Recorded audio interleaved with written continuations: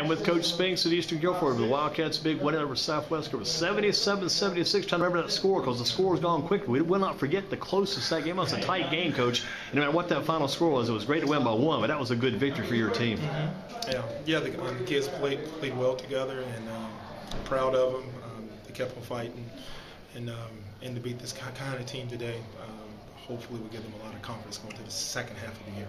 And you look at what you've done so far this season. Just won the Christmas tournament here last week. There's success there, and I guess it might even be this week. Try to get our weeks all lined up these days. Yeah. You won out, I guess, back on Monday night. Picked up the win there. Was that against Riverside out of Durham in the finals? Yes, it was. Good victory there, and you carry that to a win tonight. What'd you do in between after the win Monday? Between then and now, what'd you do this week with the team? I watched Southwest on tape, and, so I watched them on tape, and we went to a movie with like my family and stuff. So. Gotcha. I saw your was that your little son up there where you were? Yeah, that was. How old is he? He's 6. He's 6. Does he have any Ashboro connections? Is he going to be around with the Blue Comets one day? You think you may have him here at Eastern Guilford or somewhere around? We'll wait and see. Like his mom doesn't want him to play for me. He says I'm too tough. So. Wow. Well, I tell you what, you've done the right job, had a right foreman working with this team. Last year's team, this year's team, past couple of years, very good. And you played a good Southwest Guilford team tonight, too. I know you're concerned about the Langley brothers, the job they did. Cayman Mitchell on the inside, Ben Ferguson on the outside. But you did enough to kind of counter those guys by the way you did your defensive attack. You did just enough to beat those guys. And that was some good talent you were facing coming in. Yeah, definitely. The kids committed to our schemes, and I'm not completely happy about the way that we played on defense. I think we need to contain the ball better. But as far as rebound the basketball against bigger opponents, that's what we try to do. Try to force them like in a bad shot and rebound the basketball, and they did a pretty good job of that down the stretch. Yeah, I was thinking about that too because in the post, Cayman Mitchell presented quite a few problems. You didn't have really anybody size-wise match up with Mitchell on the inside. They also started the Ambrose Jackson kid, big number 10. They came at you with a double shot post power to begin the game, and you guys able to work around that and get through that. Yeah, exactly. And we do a pretty good job of it like every night because we're probably giving up 6 inches like every night.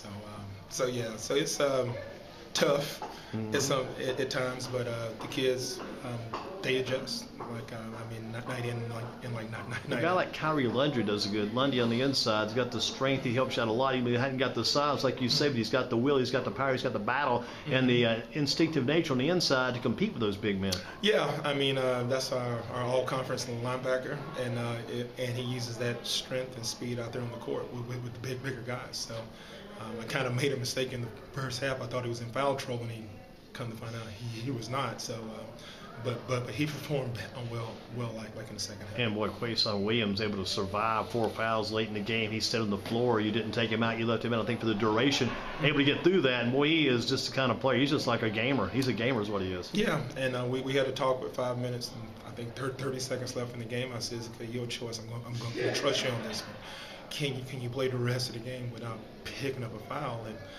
But you got to keep playing defense. And he says, yes, sir, I can do that. So he did, and I was pretty proud of him. So. He needed that defense, too, because you got guys like those two Langleys out there. But late in the game, KJ got to the basket some, and Cameron got to the basket quite a bit, too. Had a couple of bodies on the floor going at each other, but it was tight, but it was good. Yeah, and both teams played hard tonight. We were both out there taking charges and getting on the floor for loose balls. It was a good game to watch it, like during the break. But I would have rather had 10-point victory myself.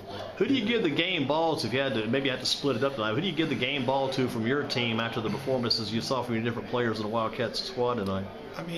It could go to so many different kids. Quason has probably had a lot of game balls in his career, but it would probably have to go to Montez Venable, like the freshman that I have. He played well tonight. Yeah, was he the kid at the 2 free throws down the stretch too? Those were 2 very big free throws. And he's 14. So 14 years old. Yeah. So is he a freshman? I guess he is. Yeah, he's a freshman. So. Wow, that kid's getting all kinds of good experience. He played against guys like KJ Langley, who's headed toward Livingstone next year, one of the top teams in the CIAA and in the NCAA Division 2 area there. That's a tough team he's going to, but that's some good experience with those guys like the Langleys and Ben Ferguson, those guards out front. Venable holding his own quite well. Yeah, he has stepped into the position to challenge like all the seniors on the team and the juniors, and he's done like an unbelievable job. And he's a humble kid and just coachable. He's a kind of kid you love to see walk in your school first day of school. You're like glad as a to have freshman. him. Yeah.